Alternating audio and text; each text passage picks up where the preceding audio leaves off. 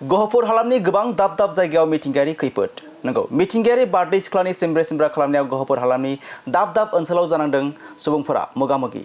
बारहुंखा बारनायनि जाहोनाव आलुफारा गामि पन्चायतनि सिङाव थानाय माइकी सेन्टाराव माखासे गलानि खहा जादों थाद'नाय गैयै गोख्रों बार अखानि जाउनाव बेबायदि मिथिंगायारि खैफोदा सोमजियो सिलिंखार जानांनाय गला बिगोमाफोरा गोबां दखाननि मुवा बेसाद खहा जायो आरो सरकारनिफ्राय अनसुंथाइ मोननो हास्थायो होनना खौरां बिजोङाव बुंथियो लोगोसे फरेस्ट बिफाननि मावथि बिथांमोना जाथायथिलियाव थांना मा बुंखो नोंथांमोनहा खोनासंदो। आंनि फंनैसो गाबख'नाय रादाब आं रान्दि जिउआव दखान होनानै जायोमोन नाथाय आंनि दखाना गेलामाल फिसामोन आलुफारा सेन्टाराव आं दखान होनानै जायोमोन दंफां फांसे गिदिर सरखारनि दंफाङा बायख्रेबनानै दिनै फुङाव गासिबो थेर बेथेर खालामलांजोबबाय आं जेबो मोनसे मोनाखिसै बे दखाननिफ्राय 1 लाख 1.5 लाखसोनि माल सोनानै आङो रान्दि जिउआव जेने थेने न'खरखौ सलायदोंमोन नाथाय बिटिआर सरकारनिफ्राय अनसुंथाइ एसे मोनगोन नामा होननानै आं आसा खालामो उन सिगां आंनि जिउखौ एसे दखानखौ सहायफोर मोनगोन नामा अनसुंथाइ होननानै आं नैबे फंनैसो रावखौ फोरमायहरनाय जायो। 1.5 लाखसोनि माल दंमोन बाहाय आं बायदिसिना ना गोरान बायदिसिना बुस्थु मोजां बुस्थु एसे ओमफ्राय नै दा माबा मोनसे सरखारनिफ्राय आङो थाव साबोन मा एसेम ना माबा मोनसे होनदोंमोन ना नैबेनिफ्राय आं लाबोनानै फानफैदोंमोन आरो मुलिबो माखासेमोन थाव साबोन माखासेमोन आंबो बेखौनो जानानै एसे मोजां मोनदोंमोन आरो बेमारनि थाखाय गासिबो थांजोब्बाय आरो बेफोरजोंनो 1.5 लाखसोनि माल जादों आरो थिं न' गासिबो आं देग्लायसो लुदोंमोन बोथ्रोदनानै जेने थेने दासो दखानखौ आवगायनिफ्राय होदोंबाबो माने होबाय थाखायो आं दखाना आंहा गोबावखासै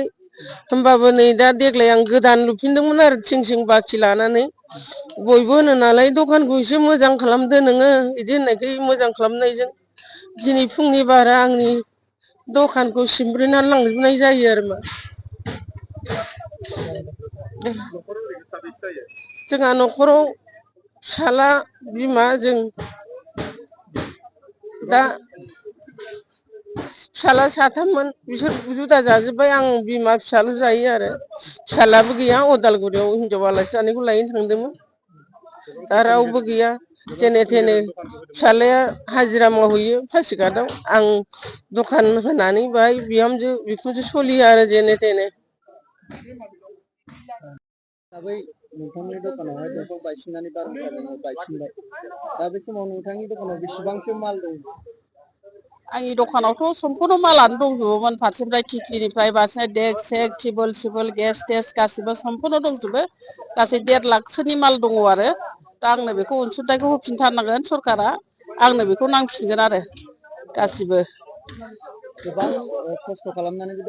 बिराद खस्थ'यैसो दखान होदोंमोन आङो जेने थेने दखान होनानैसो जायो आं जेने थेनेसो सोलियो 1.5 लाखसोनि मालखौ आंनो होनांगोन आरो साहा हटेल आं बिराद खस्थ'यै होदोंमोन आरो बा सब बुस्थुआनो गासिबो गुन्द्रा जाजोब्बाय जेबो गैला फारसेनिफ्राय बुस्थु लानानै टेबोलनिफ्राय सियारनिफ्राय टेबोल गासिबो गेस टेस गासिबो सम्पूर्ण नस्थ' जाबाय आरो थोरसि लथा गासिबो सखा थखा गासिबो गेस टेस गोरोबजोब्बाय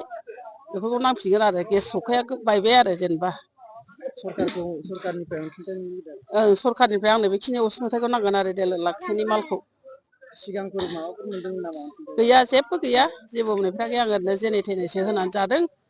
आंहा रावबो गैया गथ' गथाय दंबाबो बिदिनो दुखिया न'खर नालाय दखानजोंनो जेने थेने सोलिदों आरो आं दाहार लिंक लानानै दा आंनो बेखौ नांफिनगोन। এইটো আজি যথেষ্ট ঠাইত ক্ষয়ক্ষতি হৈছে প্ৰাকৃতিক দুৰ্যোগ হৈছে আজি এতিয়া আমি আপোনালোকৰ স্থানীয় ৰাইজে খবৰ দিলে এয়া আমাৰ আলুপুৰা জিপি আণ্ডাৰত মানে এইটো হ'ল আলুপুৰা পুৰণা চেণ্টাৰ মাইকী চেণ্টাৰ বুলি কয় ইয়াত এজোপা ইউকেলিপ্টাছ গছ উঘাল খাই পৰিছে আৰু 3খন দোকান মানে ভাঙি চুৰমাৰ হৈছে দুখৰ বিষয় 3টা পৰিয়ালৰ দোকান মানে 3খন ভাগিছে মানে তাকে কৈছোঁ 3খন দোকান আৰু 3টা দুখীয়া পৰিয়ালৰ দোকান আছিলে এখন চাহ দোকান এখন মানে এই পাণ দোকান আৰু এখন ফাৰ্মাচীৰ ওপৰত পৰিছে। ফাৰ্মাচীখন মই ক্ষতিসাধন হোৱা যদি লগত দুখন দোকান কিন্তু সম্পূৰ্ণ ক্ষতিসাধন হৈছে। কিবা এটা ব্যৱস্থা হ'ব নেকি? আমি স্থানীয় ৰাইজক কৈছোঁ, ইয়াত যিহেতু আলুপুৰা পঞ্চায়ত আছে, পঞ্চায়তত যোগাযোগ কৰক, ফটোখন গাঁঠি দিব। আমিও ফটো চটো মাৰি লৈছোঁ। আমাৰ ডিপাৰ্টমেণ্টৰ ফালৰ পৰা যদি কিবা পাৰে আছে তেনেকুৱা আঁচনি আমি ওপৰত জনাম।